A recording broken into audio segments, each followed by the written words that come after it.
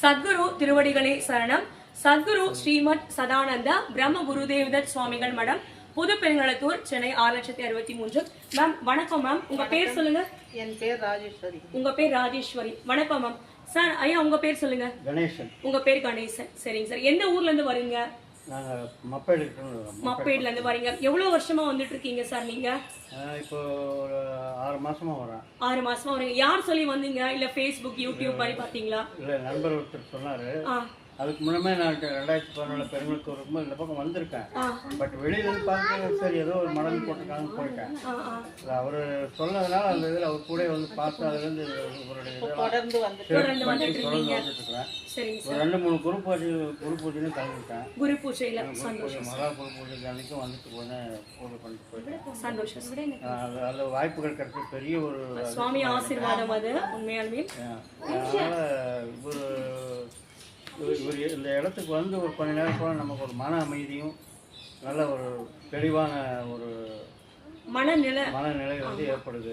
எல்லாருமே சொல்றது சார், இது அது குழப்பம் போயிடுது, ஒரு தெளிவு கிடைக்குது எல்லாருமே சொல்றாங்க. அது உண்மை. அதே மாதிரி எந்த ஒரு இதுக்கும் அவர்கிட்ட நம்ம கேட்கணும்னு அவசியம் இல்லை.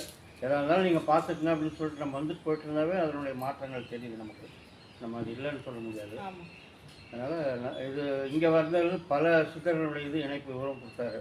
பொன்மார் சித்தர் போயிருந்தேன், அப்புறம் தெய்வமணி பாபா சித்தர் போயிருந்தேன், வெங்கட் சுபான் பட் சித்தர், குளப்பாக்கம் மாதவராஜ் சித்தர், எல்லாருமே ஒவ்வொன்றா தொடர்புகள் ஏற்படுது. அது நல்ல ஒரு நம்ம மனசுக்கு வந்து அமைதி மட்டும் இல்லை, நமக்கு நிறைய தோஷங்கள் தீரக்கூடிய ஒரு இது சக்தி கிடைச்சிருக்கு. எனக்கு ஒரு மனசு நம்பிக்கை. ரொம்ப சந்தோஷம் சார். அந்த நம்பிக்கை நம்ம இல்லைன்னு சொல்ல முடியாது. ரொம்ப சந்தோஷம். நீங்க உங்க மகளையும் கூட்டு வந்திருக்கீங்க, உங்க மகளுடைய குழந்தைகளையும் கூட்டு வந்திருக்கீங்க. மகன், மகள், மருமகள் எல்லாமே வந்து போயிட்டோம். எல்லாருமே குடும்பத்தோட வராங்க.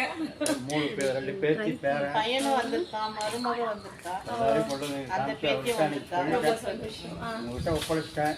எந்த இதுவும் இல்லாமல் நல்லதை கொடுத்து காப்பாற்றுங்க அப்படின்னு சொல்லி வேண்டியிருக்கேன். உங்க சார் வந்துட்டு இருக்காரு. உங்களுக்கு எப்படி மனசு நிம்மதியா இருக்கு? சுவாமிகள் இங்க மடத்துக்கு வரும்போது உங்களுக்கு எப்படி இருக்குன்னு சொல்லுங்க. எனக்கு வரும்போது நல்ல அமைதியான ஒரு சூழ்நிலையா இருக்கு. எனக்காக இவர் நிறைய வராரு. என்னால வர முடியலனாலும் எனக்காக இவர் வந்து வேண்டிக்கிறாரு. குடும்பத்துக்காகவும் இவர் வேண்டிக்கிறாரு. உங்களுக்கு மனசுக்கு எப்படி? எனக்கு மனசுக்கு நிம்மதியா இருக்கு. நாளைக்கு எனக்கு ஒரு ஆபரேஷன் இருக்கு. நீ ஆபரேஷன் நடக்க முடியாம வந்துட்டு இருந்தீங்க பார்த்தேன். கொஞ்சம் ஸ்ட்ரெயின் இருக்கு. அதனால சரி இங்க வந்துட்டு போனா கொஞ்சம் கண்டிப்பா